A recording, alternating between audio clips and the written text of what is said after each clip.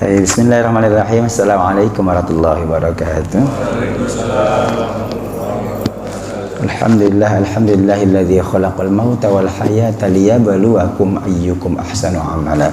Walladzi ja'ala al-laila wan nahara khifatan liman arada an yadhakkara aw arada syukura. Allahumma fasalli wa sallim ala hadzal nabiyil mustafa wa ala alihi wa ashabihi ahli sidqi wal wafa. Amma ba'd, fa qala ta'ala bisyaitanir rajim. Bismillahirrahmanirrahim. Wa lanabluwannakum bisyai'in minal khaufi wal ju'i wa naqsin minal amwali wal anfusi was samarat wa basyiris sabirin. Sungguh kami akan senantiasa uji kalian dengan sedikit saja minal khauf, rasa takut, wal ju', kelaparan, wa naqsin minal amwal, kekurangan harta, wal anfus, jiwa, wasamarat, buah-buahan. Wabasyiris sabirin, kabar gembirakan orang-orang yang bersabar. Alladzina idza asabatuhum musibatun qalu inna lillahi wa inna ilaihi raji'un. Yani adalah orang-orang yang ketika mendapatkan musibah dia bisa berkata, sungguhnya kita semua milik Allah dan kita akan kembali berpulang kepadanya. Wa qala sallallahu alaihi wasallam, al-qayyisu man dana nafsahu wa amila lima ba'dal maut.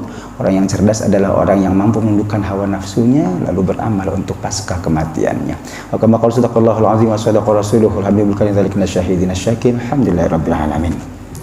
Hadatul mukarramun, para sepuh ini sepuh keluarga besar Masjid An-Nas, Komplek MA Pamulang, jajaran pimpinan DKM, yayasan dan seluruh yang hadir. Alhamdulillah pagi hari ini kita kembali bertemu wajah silaturahim, nyambung tali kasih di antara kita semua, sekaligus ngaji bareng, belajar bareng. Kitab yang kita baca, kita kaji adalah 37 masalah populernya Ustaz Abdul Somad. Hari ini saya baca, saya catat hancanya adalah di bab yang ke-20 yang tentang kodeks suruh. Ini satu poin khilafiyah yang tak lekang dimakan waktu, tak pernah habis menjadi bahasan utama begitu ya. Insyaallah mudah-mudahan kita mendapatkan pencerahan pada pagi hari ini dengan menggali lebih dalam tentang dalil landasan masing-masing, baik itu yang menerimanya maupun menolaknya, sehingga kemudian lahir kedewasaan dalam diri kita untuk saling menghargai satu sama lain. Kalaupun berbeda ya nggak masalah, itu pilihan masing-masing, tidak harus kemudian saling menyalahkan. Insya Allah kita tetap bisa menjaga ukhuwah Islamiyah di antara kita. Amin ya Allah rabbal alamin. Ayah ibu, tadi sengaja saya kutip ayat dan hadis berkenaan dengan apa yang saat ini sedang kami alami sebagai keluarga, saya sebagai suami, karena baru saja berpulang istri saya di hari Rabu kemarin. Rabu tanggal berapa ya? Lupa tanggalnya. Ya, ini sekarang tanggal 7, tanggal 4 ya, tanggal 4 Maret 2026. Ya, jam 1 pagi 47 menit setelah dirawat selama 18 hari, 4 hari di ruang perawatan, kemudian 14 hari di ruang ICU. Lalu pada hari Jumat yang lalu, sekarang Sabtu, Jumat, berarti Sabtu sekarang 8 hari yang lalu, almarhumah dioperasi karena ada masalah dengan cairan di otaknya, kemudian tidak bertahan lama. Memang selama 18 hari dirawat memang kehilangan kesadaran, hanya dalam 2 hari pertama saja masih komunikasi, bisa verbal begitu. Selanjutnya tinggal isyarat, semakin menurun dan semakin menurun. Setelah operasi di hari Jumat yang lalu, tiap harinya semakin menurun, dan Allah menakdirkan almarhumah kemudian berpulang setelah 5 hari operasi di hari Rabu kemarin. Yang pertama tentu sebagai suami saya mohon keikhlasan doa dari seluruh jamaah, semoga almarhumah min al-khair, tergolong orang-orang yang baik, insyaallah husnul khotimah, akhir kehidupannya baik, dan insyaallah surga menantinya. Amin ya Allah rabbal alamin. Ayah ibu, terima kasih juga atas dukungan, support, perhatian dan bela sungkawanya yang datang kemarin. Bapak bisa bayangkan dari 147 kemudian kami urus kembali ke rumah kurang lebih 2:30 pagi hari, dini hari sebelum waktu sahur. Itu orang sudah menunggu di rumah dari 2:30 sampai dengan jam 3 sore nggak putus. Dan almarhumah dimakamkan ba'da asar. 2:30 sampai jam 3 sore itu nggak putus, orang berbondong-bondong, berduyun-duyun gitu. Dan itu tidak diatur, tanpa diatur, bergantian. Allahu Akbar, luar biasa Pak. Lebih dari 12 jam nggak putus orang mendoakan di rumah dan bergelombang gitu. Masya Allah. Beliau dimakamkan. Istimewa yang keduanya adalah kami tinggal di sana selama 22 tahun sudah, dari 2004 sekarang 2026 kan ya. 22 tahun di sana kami selalu memakamkan jenazah itu di TPU, Taman Pemakaman Umum. Karena kita warga komplek, bukan pribumi begitu ya, maka meskipun ada tanah wakaf kuburan di depan kami, persis di depan pintu masuk Jalan Pinus itu Pak ya, atau di belakang dekat Ar-Roisiyah, Bapak tahu ya. Nah, karena kami pendatang jadi tidak ada yang boleh dimakamkan di sana, hanya pribumi saja. Itu dalam 22 tahun dulu saya merintis pengurusan jenazah di komplek gitu. Dulu saya pernah pegang 3 tahun lebih saat masih belum terikat dinas. Sekarang sudah bergilir kepada generasi berikutnya gitu. Sampai hari ini, sampai hari yang terakhir kemarin itu sebelum istri, tidak satupun orang yang bisa dimakamkan di situ. Alhamdulillahnya istri saya yang bisa dimakamkan di situ Pak. Difasilitasi oleh pengurus lingkungannya gitu. Ustaz di sini aja. Alhamdulillah. Jadi kami selesai sholat asar, kemudian sholat jenazah dari rumah, dari Masjid Babus Salam itu Pak, ke depan ke Pinus itu digotong, nggak pakai ambulan, dekat kan ya, dan jamaah mengiringi di belakang, Masya Allah. Itu bagi saya keistimewaan, karena memang orang pertama yang bisa dimakamkan di pemakaman Kober namanya ya, Jalan Pinus itu. Mudah-mudahan itu pertanda min ahlil khair Pak. Insyaallah, amin rabbal alamin. Istri itu memang satu di antara yang bertahun-tahun beliau perjalani adalah ngurusin yatim Pak. Ngurusin yatim di komplek kami. Setiap awal bulan ada santunan yatim. Ahad pertama itu santunan yatim. Ketuanya siapa? Bendaharanya istri gitu. Lalu semua perangkat apa segala macam tuh, kalau ada misalnya belum ada yang ambil gitu, digotong ke rumah ya. Dan itu yang intens banget istri memang. Alhamdulillah setiap bulan. Lalu satu lagi, ini tahaddusan bin ni'am Pak, mudah-mudahan jadi contoh untuk kita semua. Satu lagi adalah di sebelah kami itu ada pemancingan, Bapak tahu, yang di bawahnya sport center itu pemancingan milik Ibu Uti Ratnasari. Beliau pengurus RK Remaja Kebayoran Baru. Beliau 2 bulan sekali istiqamah menebar santunan ke lingkungan gitu. 2 bulan sekali gantian di tempat beliau di sana di Kebayoran sama di sini. Istri yang ngurusin, saya yang biasa ngisi tausiahnya gitu. Itu setiap 2 bulan sekali. Dari kami ada 50-an orang, dari lingkungan ada 20-an orang gitu, lebih dari 70-an orang. Bapak dan Ibu rahimakumullah, itu saya kira amal beliau yang patut dicontoh, dan itu mungkin yang menjadi wasilah betapa Allah mudahkan. Sejak mulai di rumah sakit 18 hari itu berbondong-bondong juga nggak putus, nggak habis. Habis sholat jamaah subuh dari sini jamaah pindah ke rumah sakit gitu. Dan Masya Allah dari mana-mana banyak yang datang, sampai dengan pemakamannya, sampai dengan kemarin hari ketiga, Masya Allah Pak, di hari kerja, karena kita terawih gitu, jadi saya ngajinya untuk almarhumah itu saya majukan ke ba'da asar 4:30 sampai 5:30. Alhamdulillah masih lebih dari 120 orang yang datang. Padahal hari kerja gitu, alhamdulillah. Bukan hanya ibu-ibu tapi juga bapak-bapaknya bisa hadir, Masya Allah.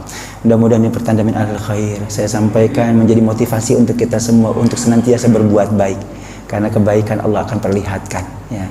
Gitu Pak. Hal jazaul ihsani illal ihsan, bahasa Ar-Rahman.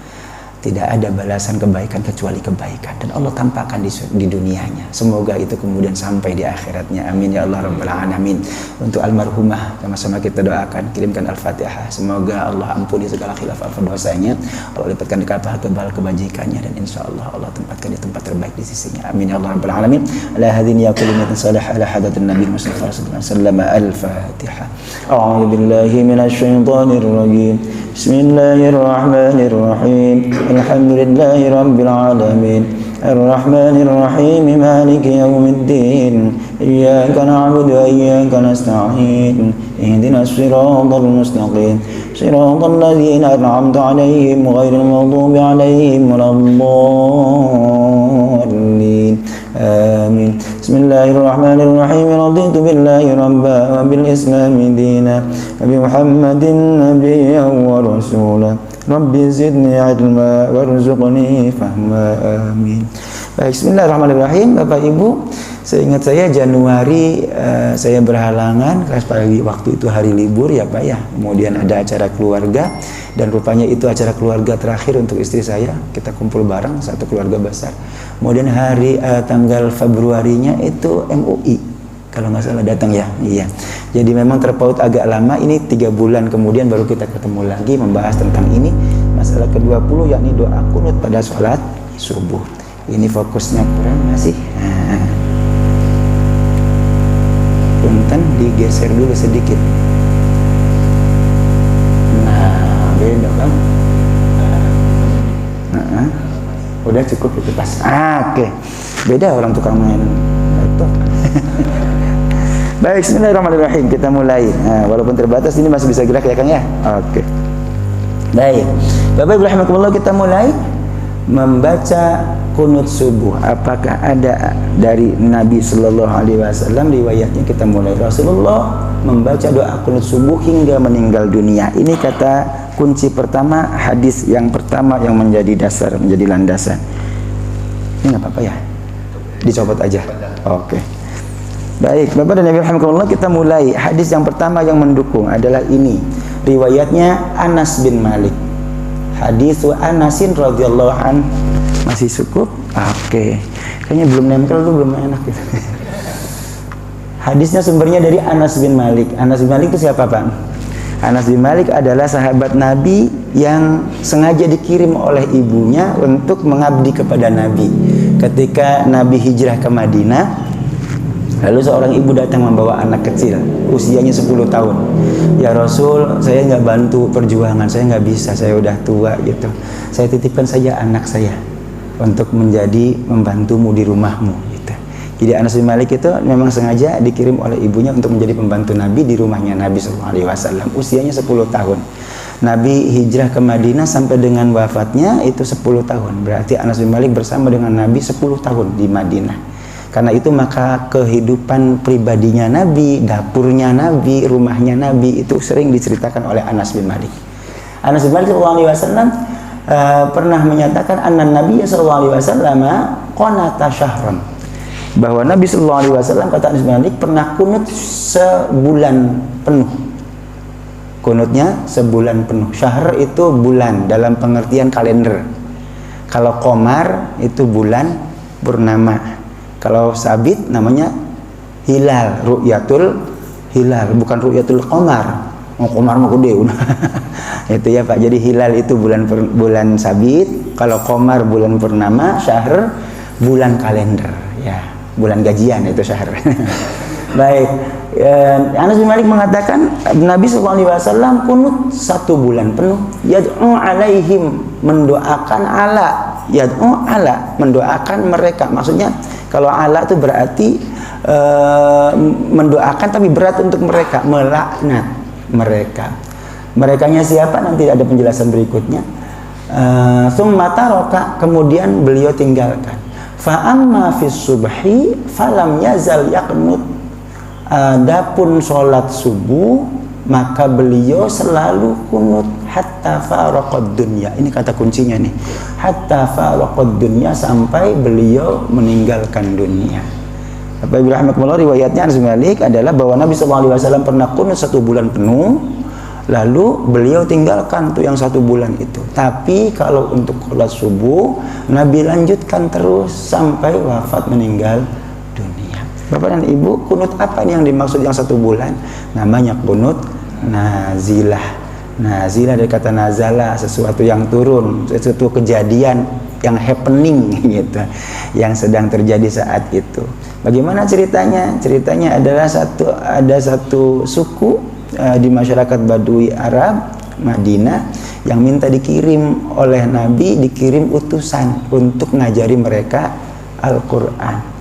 Ternyata begitu dikirim oleh Nabi, ternyata itu utusan Nabi bukan disambut tapi disambit.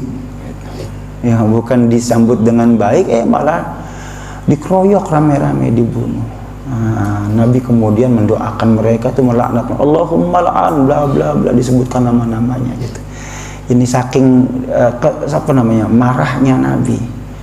Mereka menjebak sahabat Nabi gitu ya dengan cara yang seperti itu kan luar biasa. Nah kemudian Nabi kunut subuh sebulan saja. Setelah sebulan kemudian baru dihentikan. Adapun kunut subuh Nabi lanjutkan sampai meninggal dunia, kata Anas bin Malik. Kok bisa begitu? Kita bahas lebih lanjut nanti syarahnya. Karena kunut subuh itu sebelum adanya kunut nazilah Nabi lakukan. Lalu terjadi nazilah 1 bulan. Setelah itu kemudian Nabi hentikan yang 1 bulan itu. 1 bulannya di mana? Maghrib, isya, subuh semuanya pakai kunut. Kunut nazilah. Saat kita misal Palestina lagi genting-gentingnya gitu, kita kunut nazilah misalnya. Ketika Indonesia banyak sekali musibah, kunut nazilah misalnya. Ya saat itu kejadian saja. Yang ini 1 bulan, setelah itu kemudian dihentikan. Adapun sholat subuh karena memang sebelumnya sudah ada, maka kunutnya terus dilanjutkan. Ini menurut riwayat Anas bin Malik pada hadis yang pertama. Baik, ada kutipannya di sini? Belum. Sambutkan dulu pendapat ulama tentang hadis ini. Hadisun sahihun rawahu jamaah minal huffaz. Ini hadis, kata penilaian para ulama hadis, adalah hadis sahih yang diriwayatkan oleh jamaah minal huffaz, sekelompok ahli para penghafal hadis. Wa sahhahuhu, mereka mensahihkannya. Mereka mensahihkan hadis ini. Wa mimman nassa ala sihhatihi al-Hafidz Abu Abdullah Muhammad bin Ali al-Balkhi. Yang pertama di antara orang yang mensahihkan hadis ini adalah al-Balkhi. Balkhi itu nama wilayah Balkan. Nah, orang mana kira-kira? Yang Tantan tuh Balkan tuh. Ya kan, Afghanistan, Pakistan, Tajikistan, Uzbekistan itu. Bapak jangan salah, Imam Bukhari, Imam Muslim itu orang Balkan. Sekarang masuk wilayah Rusia ya, wilayahnya Uzbekistan, Uzbek, orang situ. Tan itu land Pak, bahasa Inggrisnya land. Iya, Uzbekistan, land of Uzbek gitu. Jadi land of selat. Selatan. Iya. Anak Jaksel memang. Tangerang Selatan, land of Tangerang Sel. Iya, bisa juga sih ya.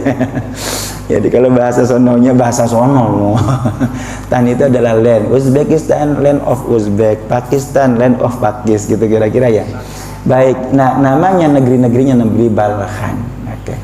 Lalu nama orangnya Abu Abdullah Muhammad, nama aslinya Muhammad, bapaknya Abdullah, punya anak Abdullah, maka disebut Abu Abdullah. Nama Muhammad aslinya bin Ali, bapaknya, namanya bapaknya Ali. Al-Balkhi orang Balkan.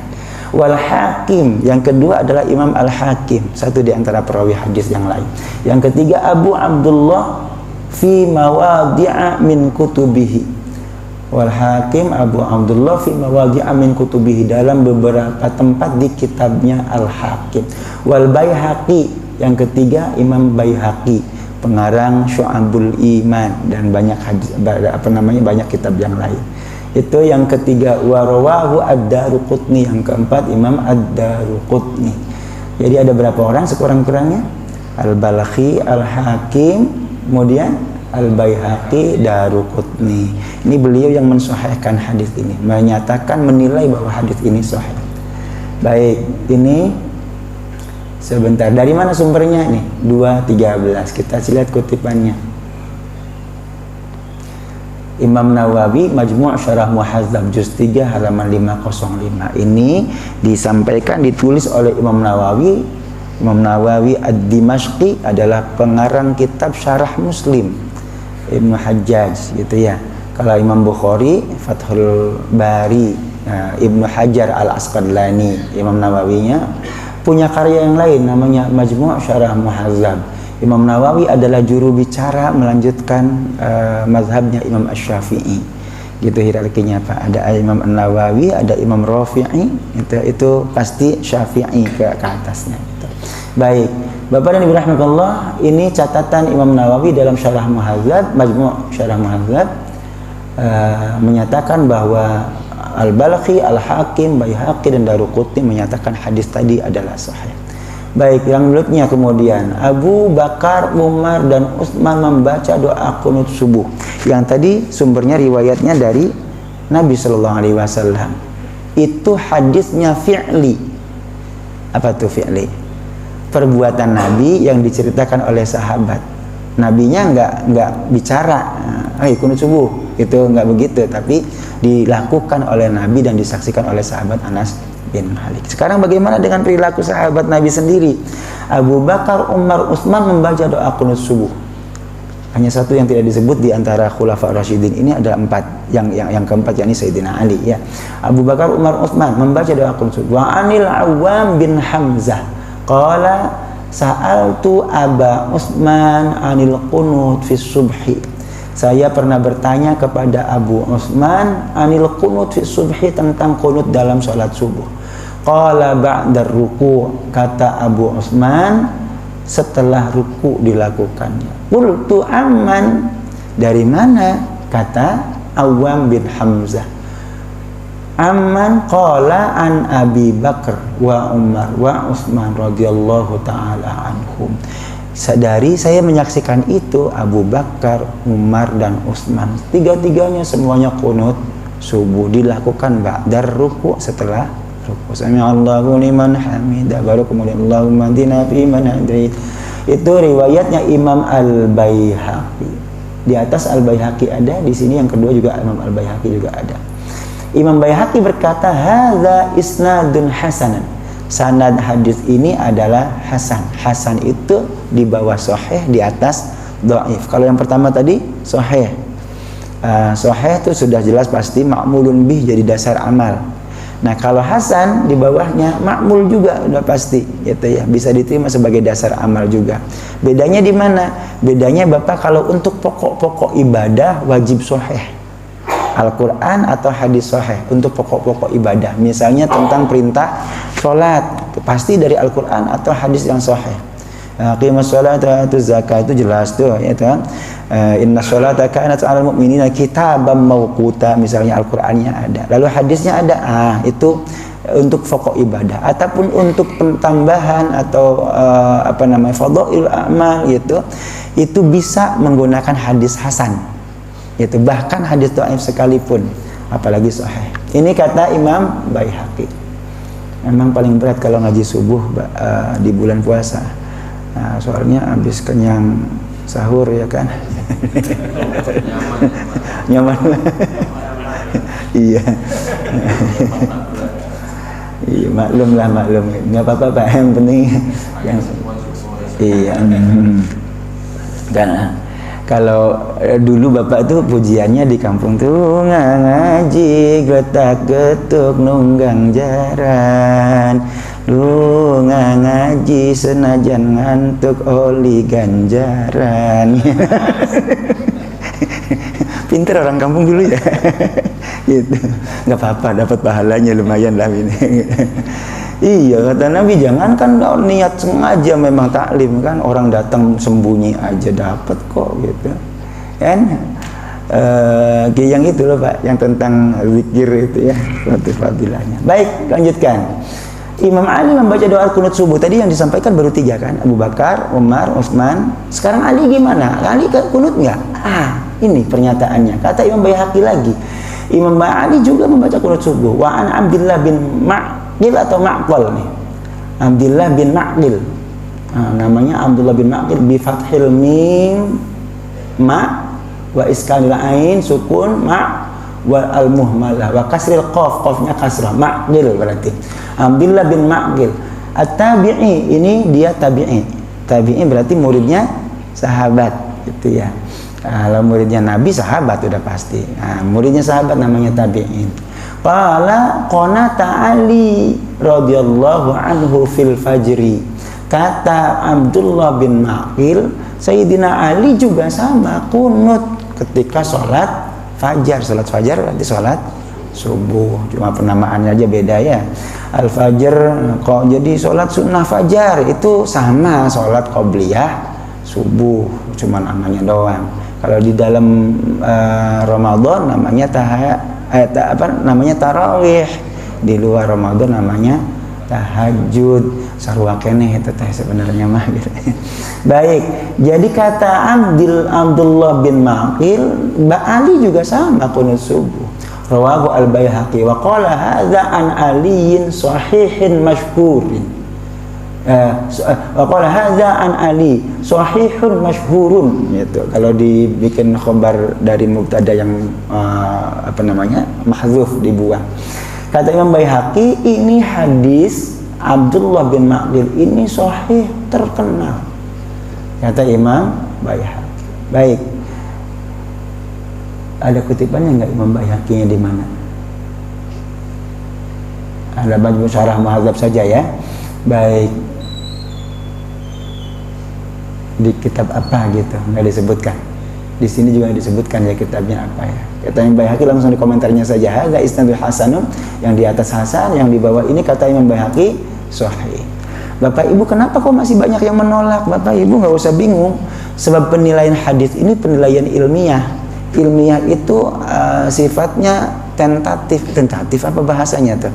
Hari ini dianggap sahih, besok bisa dikoreksi oleh orang lain, oleh peneliti yang lain. Sekarang valid, besok bisa jadi nggak valid misalnya. Apa namanya tuh Pak? Ilmu bahasanya tuh kebenaran ilmiah itu bukan tentatif, apa sih namanya?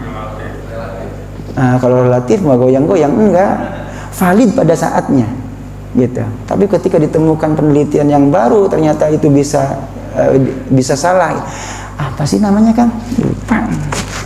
Jadi memang kebenarannya bukan final gitu, selalu diuji oleh orang lain. Menurut saya benar, menurut yang lain belum tentu gitu. Jadi ya oke saja. Gitu. Ya. Apa bahasanya, lupa bahasa ilmiahnya teh. Jadi valid Bapak pegang hari ini. Dulu di masa kita kecil ditanamin betul, dicokokin betul. Teori evolusi Darwin itu final seakan-akan. Pasti kebenarannya, betul nggak sih? Ya kan Pak? Zaman dulu kita kecil tuh nggak ada kata tidak gitu. Teori evolusi Darwin dicokokin begitu saja. Padahal teori itu ya teori, tidak pernah menjadi hukum kan? Teori evolusi Darwin sampai sekarang jadi hukum nggak? Hukum Darwin gitu? Enggak, beda sama hukum. Kalau hukum tuh kebenarannya final. Misalnya hukum apa Pak? Archimedes misalnya, air itu akan senantiasa datar sesuai dengan permukaannya. Itu pasti dimanapun gitu. Itu menjadi hukum tuh, bukan teori lagi. Kalau teori bisa dibalas oleh teori yang lain, yang bisa jadi kesimpulannya berbeda gitu. Gitu Pak ya. Nah kebenaran ilmiah itu begitu. Bukan hadis yang bermasalah, tapi adalah bagaimana hasil penelitian masing-masing ahli hadisnya. Tapi tentu saja ukurannya ahli itu. Jangan mentang-mentang, oh kalau begitu saya bisa meneliti. Lu siapa emang gitu. Ada sekarang Pak yang begitu kan. Kalau berasal dari para ulama, hum rijal wa nahnu rijal, gitu bahasanya. Mereka manusia, saya juga manusia. Bisa salah katanya gitu. Sembarangan banget gitu loh. Ya iya sih, tapi kan mereka profesor, kita SD nggak lulus. Gimana ceritanya bisa equal ya Pak ya? Profesor Google. Gitu ya Pak. Ya, oh gitu ya. Sekarang tambah lagi Profesor AI. Baik. Ini kata Imam Baihaqi, hadisnya sahih masyhur kok, terkenal gitu ya. Baik, selanjutnya hadis-hadis menolak dan doa qunut subuh. Nah, tadi kan saya sampaikan balance siapa ya? Dua-duanya disampaikan di sini. Yang itu hadis tadi yang mendukung qunut subuh. Imam Nawawi dalam Syarah Muhadzab. Kalau yang sebelumnya adalah hadis riwayatnya Anas bin Malik. Sekarang bagaimana dengan hadis-hadis yang menolak doa qunut subuh itu? Ini hadis yang pertama, Anasin, lagi Anas lagi Pak. Orang yang sama. Anna Rasulullah sallallahu alaihi wasallam qanata syahron yad'u ala ahya'in min ahya'il Arab. Kata Anas bin Malik, pernah Nabi itu kunut 1 bulan mendoakan orang yang hidup dari orang-orang Arab. Summa tarakahu. Tadi kita ceritakan ya. Kemudian dia meninggalkannya. Ini hadisnya sahih riwayat Imam Muslim. Hadisnya putus summa tarakahu. kemudian meninggalkannya. Tidak ada lanjutan. Mari kita bandingkan dengan hadis yang di atas tadi. Kenapa muncul perbedaan? Sebab riwayat Imam Muslim tidak menyebut ini. Fa amma fi subhi falam yazal yaqnut hatta faraqad dunya. Enggak disebut ininya. Kalau yang hadis yang pertama disebut riwayatnya tadi ada 4 ulama, Al-Balakhi, Al-Baihaqi, apalagi tadi Pak? Al-Hakim, ya Ad-Daruqutni, ada 4 tuh. Ini hadis yang ini diriwayatkan oleh imam-imam yang 4 tadi. Adapun Sahih Muslim tidak menyebut falam yazal yaqnutnya. Enggak ada. Ini terpotong. Lalu metode yang dilakukan tarjih. Tarjih itu mana yang lebih kuat? Halo Pak, Imam Muslim sandingannya Imam Baihaqi. Imam Baihaqi kalah. Karena Imam Muslim memang peringkat kesahihannya lebih tinggi dari Imam Baihaqi. Hanya di bawah Imam Bukhari saja. Imam Bukhari baru Imam Muslim. Yang terbaik hadis itu kalau muttafaqun alaih, disepakati keduanya, Imam Bukhari maupun Muslim sepakat hadisnya sama persis gitu, dikutip di Sahih Bukhari maupun Sahih Muslim, namanya muttafaqun alaih. Itu level tertinggi. Kalau tidak level tertinggi, kalau tidak mumpuni, ini yang keduanya adalah Sahih Bukhari. Kalau tidak Sahih Muslim gitu Pak. Nah kalau kemudian Imam Muslim dibandingkan dengan Imam Baihaqi, Imam Baihaqi-nya dikalahkan karena tarjih Pak. Halo, metodenya tarjih, mencari yang lebih kuat tadinya. Nah, tapi kalau metodenya jam'u beda. Jam'u itu al-jam'u mengumpulkan. Sebelum ditarjih gitu, kumpulkan, bisa dikompromikan nggak nih 2 hadis ini? Hadis ini, hadis yang pertama menyebutkan tentang kunut subuh lanjut. Hadis yang kedua putus sebulan kemudian Nabi meninggalkan. Misi bisa dikompromikan nggak? Itu namanya al-jam'u tuh. Dikompromikan. Oh, Imam Muslim sebenarnya meriwayatkan hadis yang sama karena sumbernya orang yang sama, Anas bin Malik, cuma belum lengkap di belakangnya. Amma fis subhi falam yazalnya nggak disebut gitu. Jadi hadis ini bertentangan nggak? Enggak bertentangan. Orang perawinya sama kok. Cuma yang ini lebih ada pelengkapnya di belakang, Imam Muslim tidak. Maka jangan ditarjih karena masih bisa dikompromikan. Gitu metodenya Pak. Itu yang terjadi ya. Karenanya maka kemudian meskipun ada Sahih Muslim tidak menyebutkan apa tadi? Tidak menyebutkan amma fi subhi falam yazal yaqnut hatta faraqad dunya gitu. Hadis ini tidak menolak hadis yang tadi. Paham Pak? Karena metodenya al-jam'u mengumpulkan, mengkompromikan gitu. Kok bisa? Karena memang masih bisa dikompromikan Kak. Ini nggak lengkap, yang di atas itu lebih lengkap gitu. Paham ya? Oke. Nah tapi kalau orang menggunakan tarjih, ya nggak bisa, di sini nggak ada tambahan, yang sono kalahkan. Nah itu akhirnya kemudian nggak mau kunut itu ya. Baik, hadis riwayat Anas bin Malik ini menyatakan bahwa Rasulullah SAW membaca kunut subuh selama 1 bulan, kemudian setelah itu Rasulullah meninggalkannya. Berarti 2 riwayat ini kontradiktif, padahal riwayatnya sama, yakni Anas bin Malik. Satu menyatakan Nabi membaca kunut hanya 1 bulan, sementara riwayat yang lain menyatakan Nabi membaca kunut hingga meninggal dunia. Berarti ada kontradiktif? No, tidak ada kontradiktif nih. Karena yang dimaksud dengan meninggalkannya bukan meninggalkan kunut, akan tapi meninggalkan laknat dalam kunut. Nah, penjelasan berikutnya adalah Allahumma la'an, ya Allah laknatilah A, B, C, D gitu.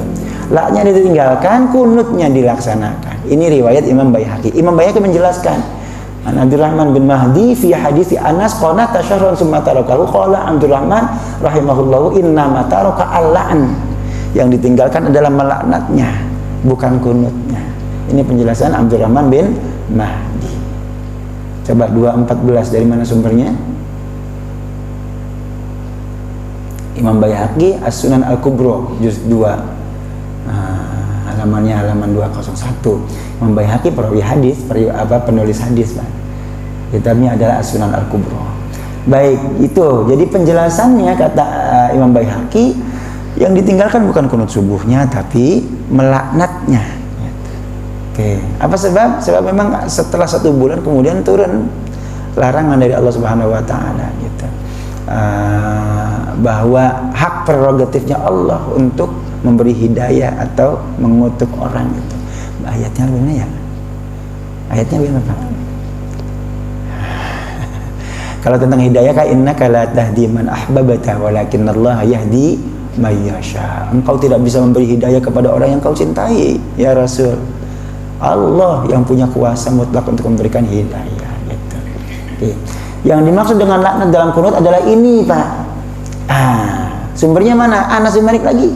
Anas bin Malik anna Nabi sallallahu alaihi wasallam qanata syahran yal'anu ri'lan wa zakwan wa usayyah asau Allah wa rasulahu. Ada 3 yang disebut, ri'lan, zakwan, usayyah. Alhamdulillah namanya tidak ada di sini. Alhamdulillah. Iya. Hati-hati itu Pak kasih nama Tony. Maaf, ada Tony di sini, Pak? Enggak ada ya gitu. Ya. Ada dalam Al-Quran, Ustaz? Iya, apa ada dalam Al-Quran? Ada, Pak Ustaz. A'udzubillahi minasyaiton. Rusak lah. Main sabut aja nih, mentang-mentang di Al-Quran. Ya, baik.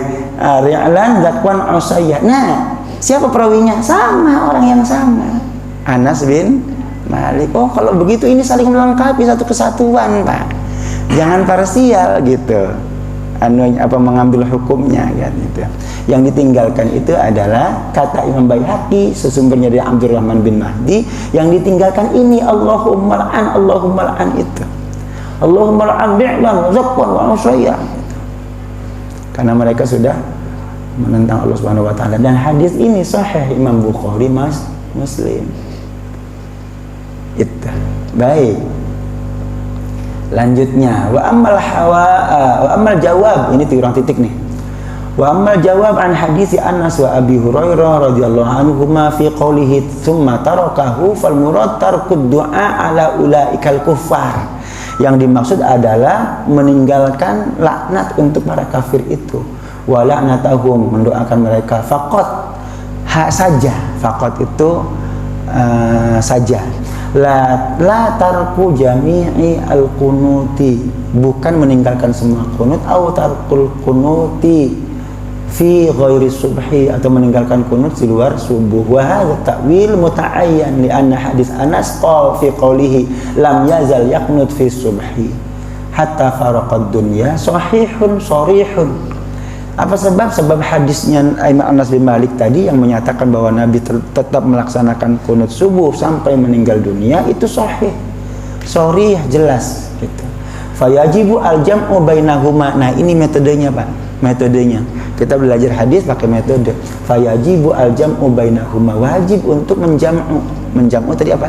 Mengkompromikan hadis-hadis yang berbeda tadi seakan-akan secara redaksional gitu dikompromikan. Wa hadzal ladzi dzakarnahu muta'ayyanul jam'i wa qad rawa al-Baihaqi bi isnadihi an Abdurrahman bin Mahdi, tadi di atas dari Abdurrahman bin Mahdi al-Imam annahu qala innama taraka al-la'n, yang ditinggalkan adalah laknatnya saja. Wa yudhihu hadza ta'wil riwayatu Abu Hurairah as-sabiqah wa hiya qauluhu thumma taraka ad-du'a, kemudian Nabi meninggalkan doa lahum pada mereka. Ini penjelasannya nih, Pak. Penjelasannya dari mana? Sebentar. Sampai di ini 215. 215 dijelaskan oleh siapa? 215 Imam An-Nawawi Majmu' Syarah Muhadzab lagi. Jadi sumbernya dari Imam Nawawi Majmu' Syarah Muhadzab. Clear tuh. Jelas banget. Jadi hadis yang pertama yang seakan-akan menolak kunut subuh itu bisa dikompromikan. Hadis yang pertama yang menolak tadi Imam Muslim sumber riwayatnya, tapi bisa dikompromikan dengan hadis yang pertama yang mendukung. Anas bin Malik sama-sama riwayatnya gitu, yang mendukung bisa dikompromikan, saling melengkapi satu sama lain, bukan menegasikan atau menafikan satu sama lain. Baik, sampai di sini. Hadis yang kedua lanjutkan. Pendapat ulama. Hadis ketiga, pendapat ulama.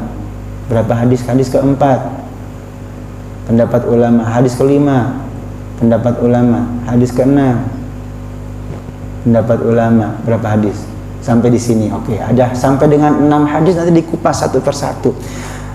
Kenapa orang menyaksikan, oh ada hadisnya ini yang menolak, oke, dikompromikan, nanti dijelaskan satu-satu gitu. Hadis yang pertama sudah dijelaskan, yakni hadisnya Imam Muslim. Oh, ternyata itu bisa dikompromikan. Sumber riwayatnya orang yang sama, Anas bin Malik. Tinggal dijelaskan saja gitu. Baik, hadis yang kedua, hadis ketiganya ini kita akan lanjutkan insyaallah. Nah, sekarang kita buka forum diskusinya, barangkali ada yang disampaikan, silakan. Monggo. Siap. Assalamualaikum warahmatullahi wabarakatuh.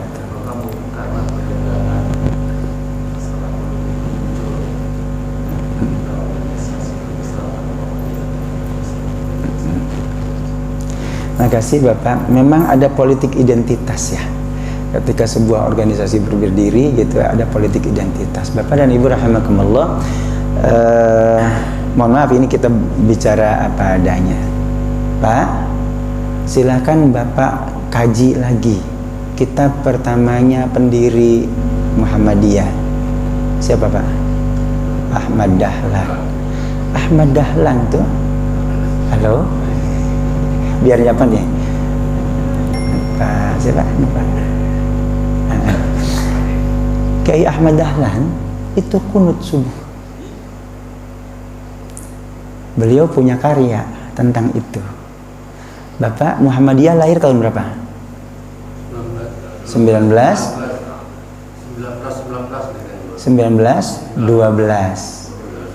Ya, 1912. NU lahir kapan? 1926. Berapa tahun? 14. Selisihnya 14 tahun. Gitu. Yes. Kenapa kok nggak segera lahir NU? Itu the big question. Kalau memang berbeda dari awal, kenapa NU nggak segera lahir? Karena memang Kiai Ahmad Dahlan itu seguru seilmu, bahkan punya darah nyambung dengan Kiai Haji Hasyim Asy'ari. Seguru seilmu di sini di Semarang belajar sama Kiai Soleh Darat, ke Madura belajar sama Kiai Bangkalan, Khalil Bangkalan, ya kan? Sampai ke sana Makkah sama Al-Minangkabawi. Tuh dua-duanya gurunya orang Minang, ya Pak. Iya, pulang ke sini, halo. Ya, Kiai Haji Ahmad Dahlan lebih dekat kan dengan penguasa Sultan Jogja, ya. Nah, mendirikan organisasi Muhammadiyah. Kenapa nggak NU segera lahir? Karena memang Muhammadiyah amaliyah di awalnya itu amaliyah NU.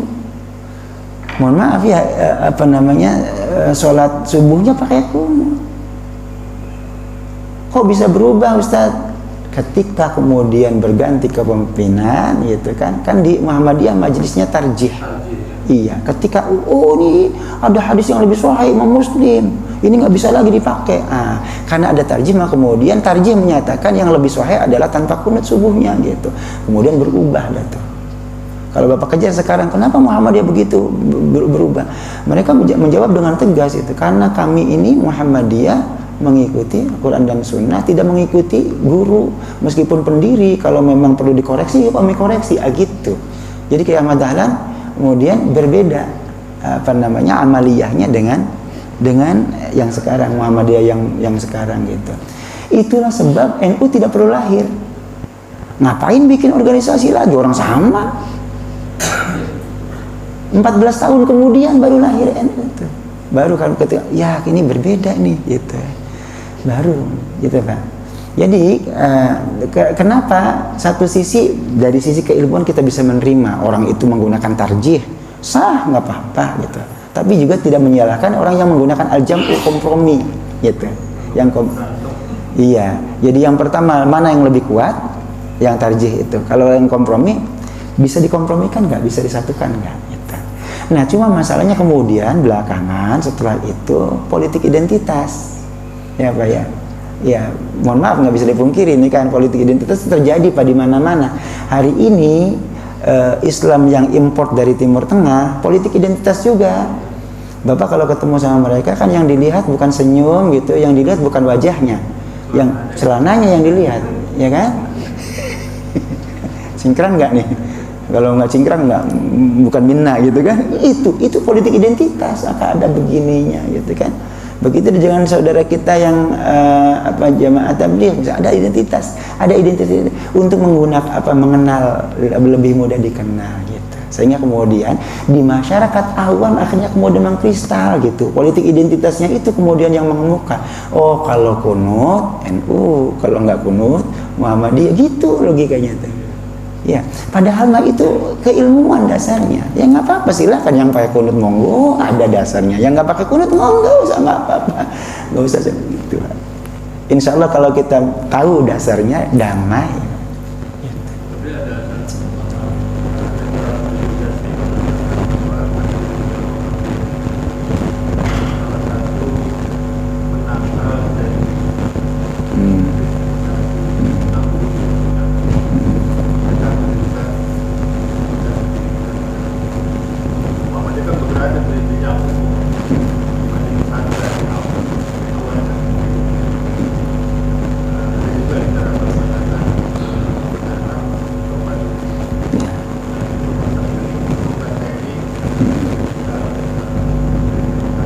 Betul, dan itu memang fakta sejarah, memang fakta sejarah itu kan jor-joran saja. Bukan, betul. Jadi karenanya bukan berasal dari khilafiyah, bukan lahirnya.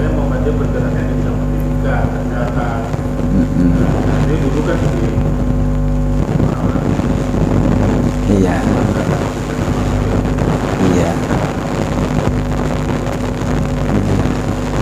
Tambah lagi nanti kebutuhannya saat itu ada utusan Hijaz tuh Pak ya, karena di Hijaz lagi goyang-goyangnya Wahabi, lagi naik daun gitu ya, mereka pengen memindahkan makam Nabi ya, pengen memindahkan makam Nabi dari tempatnya yang sekarang gitu, karena dikhawatirkan banyak orang yang syirik karena sholatnya di Raudhah gitu dekat Nabi, kemudian nyembah-nyembah dalam tanda kutip Nabi, pengen dipindahin tuh, apalagi ada perintahnya kan, la taj'alu maqabira masajida gitu, ada larangannya, jangan jadikan kuburan sebagai masjid, harus pindahkan nih, bongkar, pindahin kuburan. Orang sedunia teriak gitu kan, termasuk Indonesia yang datang ke sana mewakili adalah ulama-ulama Indonesia, datang ke sana, kamu sebagai apa? Kami dari Hindia Belanda saat itu kan, negara bukan gitu, organisasi bukan, enak aja nggak punya suara. Kira-kira gitu. Oh, maka lahirlah kemudian organisasi, karena kita belum punya negara definitif ya, karena kita masih Hindia Belanda gitu. Dulu lahir duluan adalah organisasi, lahirlah Muhammadiyah NU gitu. Jadi itu bagian dari perjuangan untuk mempertahankan makamnya Nabi Sallallahu Alaihi Wasallam gitu. Bukan khilafiyah dasarnya, bukan khilafiyah, bukan karena perbedaan itu belakangan malahan. Iya, ya, itu identitas. Alhamdulillah. Siapa? Jadi kita kurut ya, ada maknanya sama yang tiap subuh. Mau dijelasin Pak, subuh itu artinya apa? Allahumma hdina fi man hadait wa afina fi man afait. Tampilkan dulu ya. Allahumma hdina. Apa tampilkannya? Bisa tampilkan lah. Allahumma hdina fi man hadait. Sebentar, ada kayaknya di sini. Di mana ya?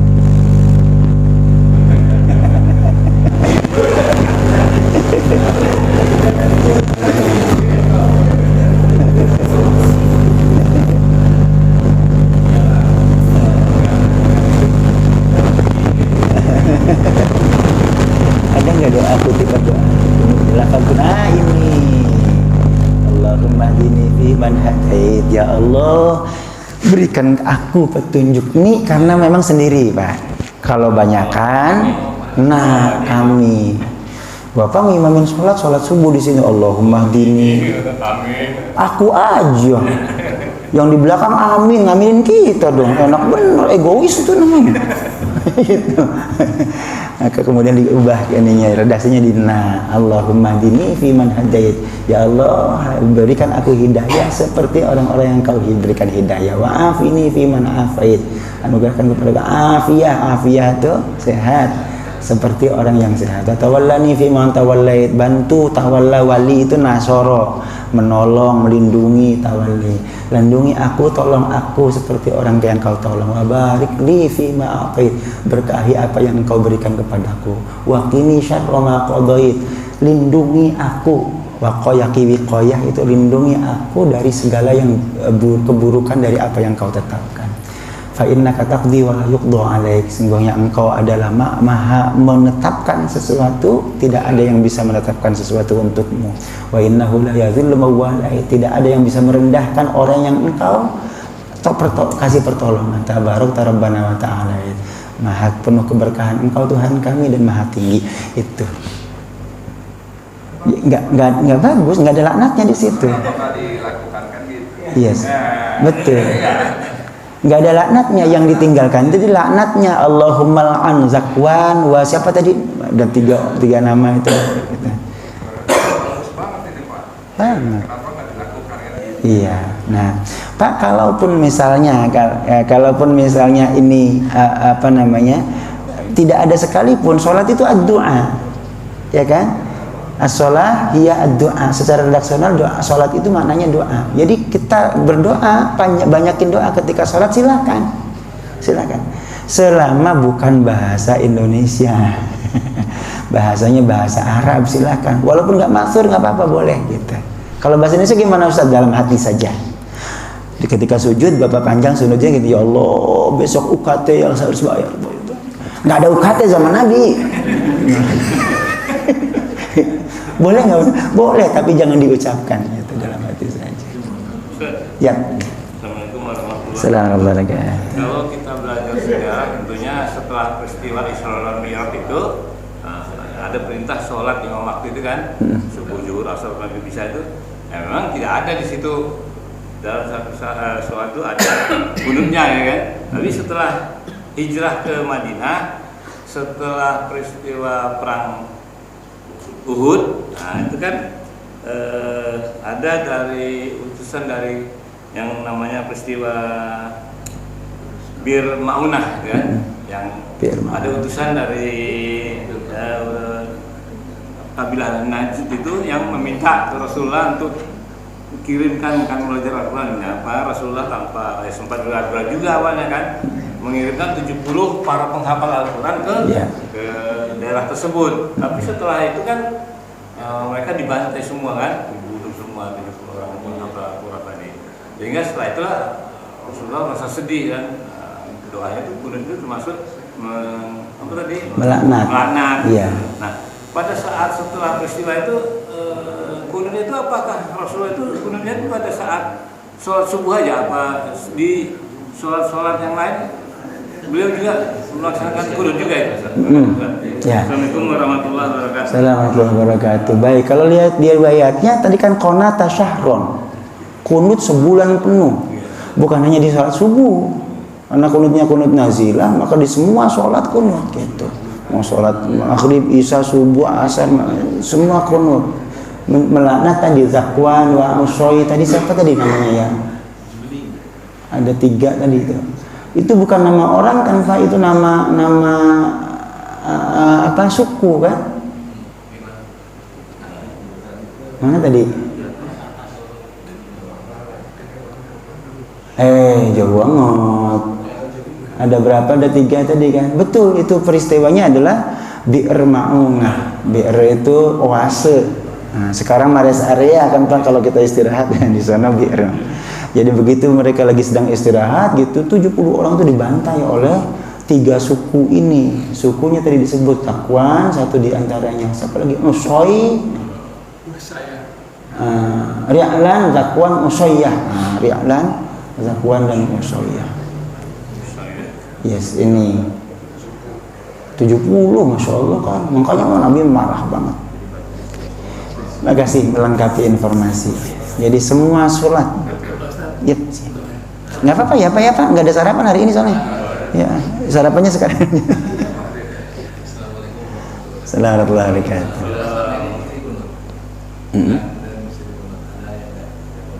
Bagaimana kan kalau kunut itu masuk sunnah Ahmad, Ya. Nah kalau orang yang pakai kunut apakah itu sunnah? Atau mungkin dia sebenarnya tidak boleh. Ini dapat Ustaz. Baik, terima kasih. Yang pertama ada berjamaah. Ya, satu dulu itu. Kalau Bapak diimami oleh imam yang kunut, Al-imam liyutamma bih, imam itu untuk diikuti. Lah kalau bapak jamaah tapi nggak ikutan kunut, ya ngapain jamaah gitu? Namanya nggak jamaah dong gitu kan ya. Jadi ikuti gitu ya. Itu adab Pak, tapi adab ya, adab. Lagi-lagi adab, ini bukan hukum, ya kan? Adab. Kalaupun misalnya tidak mengikuti bukan batal gitu, cuma ya adab berjamaahnya kurang gitu aja sih, gitu ya. Sebaliknya kalau imam kita nggak kunut, ya kita juga yang kunut ikut gitu. Jangan mentang-mentang kan gue kunut, dia sujud bodo amat kunut terus. Nggak bener juga dua-duanya. Gitu. Iya. Maka kalau bapak nggak kunut ngimamin orang yang biasa kunut gitu, kasih kesempatan. Bapak nggak kunut nggak apa-apa, diam aja dulu sebentar gitu. Tuh misalnya gitu. Jadi itu kedewasaan dalam beribadah ya. Kedewasaan dalam beribadah. Memang penting nih Pak ya. Tapi lagi-lagi ini soal adab Pak ya. Kalaupun misalnya imamnya nggak kunut, kemudian nggak ngasih kesempatan misalnya, ya kita ikut sujud. Liyutamma bih kan, jangan lengkeng gitu. Ngeyel gitu. Ikut sujud. Terus nggak ada sujud sahwi Ustaz. Gimana dong sholat? Sah. Bahkan Imam Syafi'i yang benar-benar ngotot soal kunut subuh sekalipun tetap menyatakan bahwa kunut itu bukan rukun, sunnah kan. Sunnah itu sunnah tetap, walaupun namanya sunnah abad, sunnah bagian dari salat subuh gitu. Kalaupun tidak dilakukan ya batal salat subuhnya, sah tetap gitu. Iya, aman tetap sah. Memang ada berjamaah ini penting disampaikan, termasuk ada menjadi imam gitu ya. Nabi yang ngajarin Pak.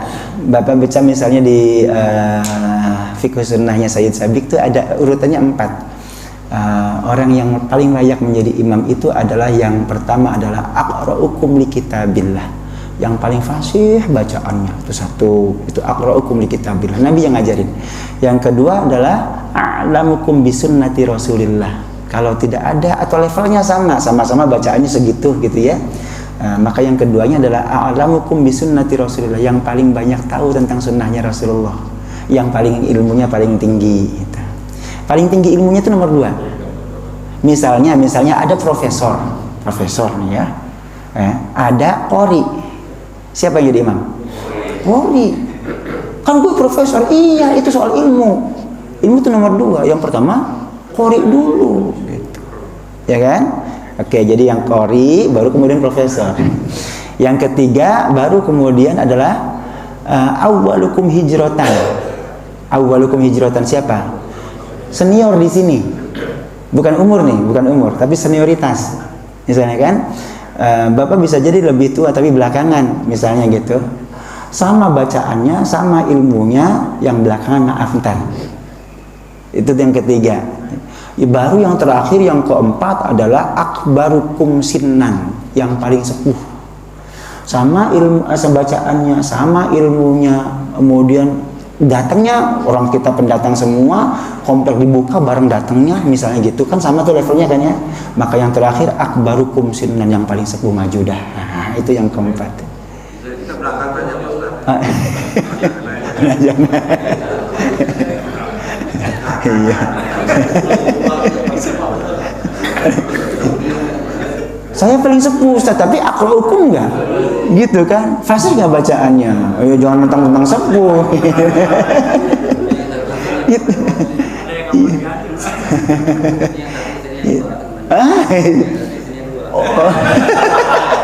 Nggak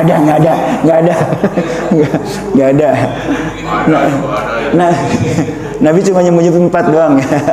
Aqra'ukum li kitabillah, a'lamukum li sunnati Rasulillah, sampai hafal saya hadisnya. Yang ketiganya adalah awwalukum hijratan, yang keempat akbarukum sinnan, yang paling fasih, yang paling tinggi ilmunya, yang ketiga yang paling awal datangnya itu mukimnya, yang keempat yang paling sepuh di antara mereka.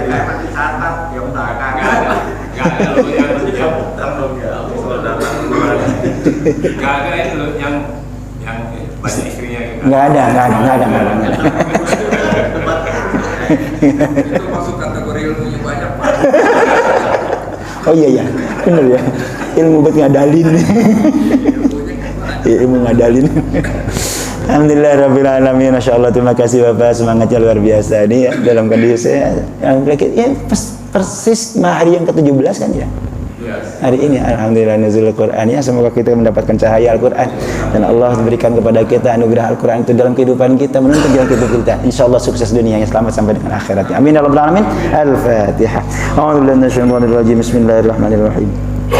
Alhamdulillahi rabbil alamin arrahmanir rahim maliki yaumiddin. Iyyaka na'budu wa iyyaka nasta'in ihdinas siratal mustaqim siratal ladzina an'amta 'alaihim ghairil maghdubi 'alaihim waladdallin. Astaghfirullahaladzim, astaghfirullahaladzim, astaghfirullahaladzim. Ya Muhammad wa sallallahu alaihi wa sallam habibina syafi'ina maulana Muhammad wa sallim radallahu ta'ala alamin hamdas syakirin hamdan yuafi ni'amaka wa fi mazida. Rabbana lakal hamdu kama yanbaghi li jalali karim wa li 'azimi sultanik. Allahumma salli wa sallim ala sayyidina Muhammad wa ala ali sayyidina Muhammad. Allahumma rabbana zalamna anfusana wa illam taghfir lana tarhamna lanakunanna minal khasirin. Rabbana ighfir lana wa li walidina warhamhum kama rabbawna shighara. Rabbana ighfir lana wa li ikhwanina alladhina sabaquna bil iman wa la taj'al fi qulubina ghillan lil ladzina amanu rabbana innaka ra'ufur rahim. Allahumma ya Allah, ampuni kami semua ya Allah, juga sama orang beriman ya Allah, saudara kami seiman ya Allah.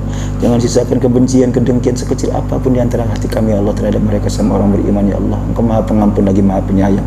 Allahumma ya Allah, pada hari ini ya Allah nuzul Quran 17 Ramadan ya Allah. Bimbing kami ya Allah dengan cahaya Al-Quran ini ya Allah untuk menjadi senantiasa orang yang istiqamah di jalan-Mu ya Allah, berjuang dalam agama-Mu ya Allah. Senantiasa mengikatkan persatuan kesatuan di hati kami ya Allah. Senantiasa membangun ya Allah kasih sayang di antara kami, persaudaraan di antara kami ya Allah. Semakin erat, semakin kuat ya Allah dengan bimbingan Al-Quran ya Allah. Kami sama-sama ya Allah di masjid ini belajar bersama ya Allah, hidup bersama ya Allah, bahagia bersama ya Allah. Semoga kemudian Engkau kumpulkan kami juga di surga-Mu nanti ya Allah. Ya Arhamar Rahimin, nugerahkan kepada kami husnul khatimah. Husnul khatimah ya Allah, akhir yang baik dalam kehidupan kami ya Allah. Allahumma rabbana hab lana min azwajina wa dhurriyyatina qurrata a'yun waj'alna lil muttaqina imama. Berikan kepada kami ya Allah keluarga yang sakinah, yubrukun, harmonis panjang masa. Lahirkan dari kami semua ya Allah cucu yang soleh solehah. Allahumma inna nas'aluka ridhakal jannah wa na'udzubika min sakhatikan nar.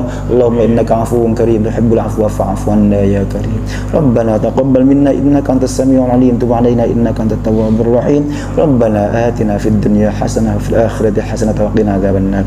Sallallahu alaihi wasallam Muhammad wa ala alihi wasallam. Subhana rabbika rabbil izzati amma yasifun wa salamun alal mursalin walhamdulillahi rabbil alamin. Bismillahirrahmanirrahim. Fatihah. A'udzu billahi minasyaitonir rajim. Bismillahirrahmanirrahim. Alhamdulillahi alamin arrahmanir rahim maliki yaumiddin. Iyyaka na'budu wa iyyaka nasta'in ihdinas siratal mustaqim siratal ladzina an'amta 'alaihim ghairil maghdubi 'alaihim waladdallin. Alhamdulillahirabbil alamin. Subhanallahi wa bihamdihi asyhadu an la ilaha illa anta astaghfiruka wa atubu ilaik. Wassalamu alaikum warahmatullahi wabarakatuh.